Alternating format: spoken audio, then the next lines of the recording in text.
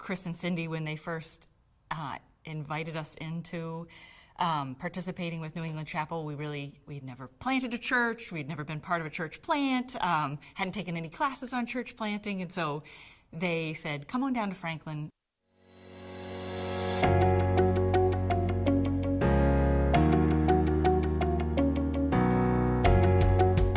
I remember it very vividly. Asked us to meet up with them in the Stop and Shop parking lot, and they were going to share with us their vision for New England Chapel. And they just kind of unrolled for us how God had really laid this vision on their heart. Our vision was to create a safe place for people who had given up on church, who had never really even kind of explored faith, a safe place to come and learn about God and learn about faith together with other people.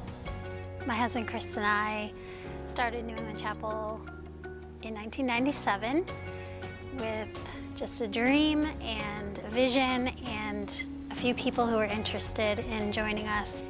When I think of the core values and I think of what we really wanted New England Chapel to be resting on as its foundation, you know, having it be something where it's soaked in prayer, where everything that we do here is born from a prayer and born from the prayer of the community. And I really see that has been a common thread throughout the history of New England Chapel. Originally it was just 8 or 9 of us in a living room, just kind of dreaming and praying as a core team, even just then from relationships to a small little group of 20 to 30 people, and then we started, at that same time, they were renting an office space underneath Acapulco's restaurant right in downtown Franklin. So it was clear that we weren't going to be able to stay in the office space for too long, so then we rented a cafeteria space in Horace Mann Middle School, and then from there we grew to use an auditorium in the middle school, and from there we ended up coming to Kenwood. Just as God continued to bring people, we continued to just move to bigger spaces. It was a place where people could be real. Like, we weren't expecting anyone to, to know what to do or to behave a certain way. People could just come as they were, ask their questions. There's so many people that, when you think back, it was clear that God brought them to New England Chapel to begin with. I came on staff and was a part of this place because of its mission of building authentic community for people who have given up on church or religion, but not necessarily on God.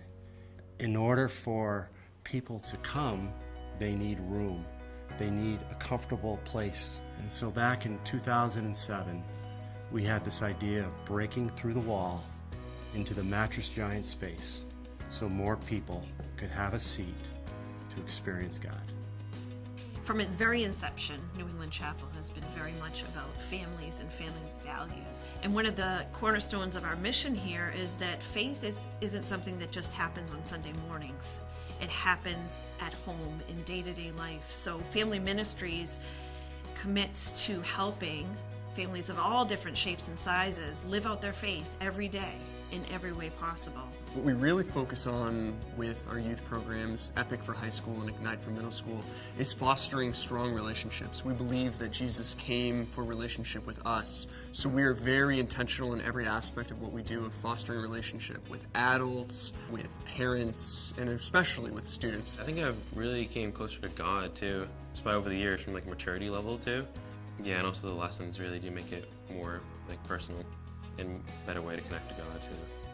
Students feel comfortable opening up and sharing life, not just within the 4 walls of our church, but also making sure that we're diving into the trenches of their everyday lives. We strive to follow the command to love God and love others.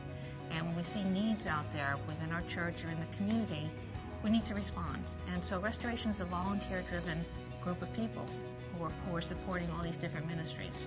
Our SOS team kind of evolved out of our mission work. So in going to disaster areas, we go down, we help rebuild homes and things like that. And we didn't want to do that just once a year.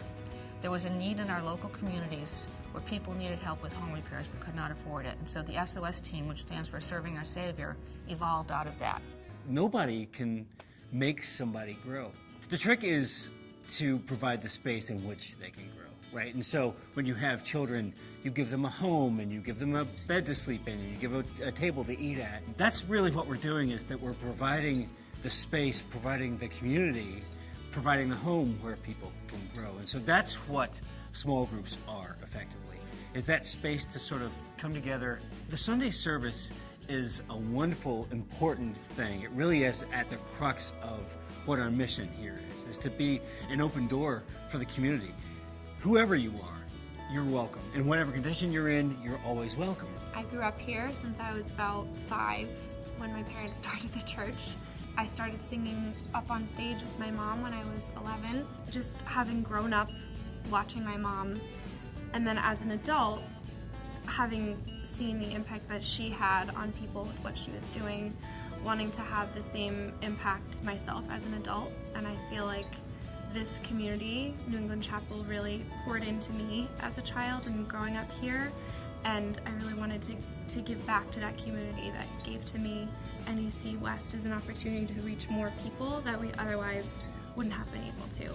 And so I think that's a really cool opportunity to be able to pour into those lives that we otherwise wouldn't have been able to reach.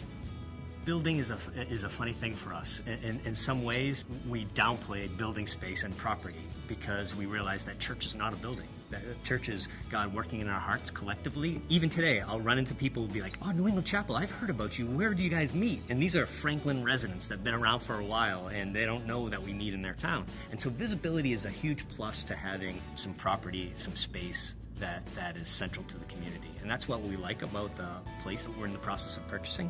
It's Fico's Bolodrome in Franklin. It's right on 140, just outside of downtown, and so it's 7.5 acres. The cool thing about that space is it puts us right front and center, and it really helps extend our mission, extend our vision even further. It's gonna take all of us. It's going to take all of us. It's such a big undertaking, but it's an awesome opportunity. And it really brings me back to those early days when we were 30 in an office space, and then 60 in a cafeteria, and then a couple hundred in a high school auditorium. You know, it was all of us banding together to see what God could do through us.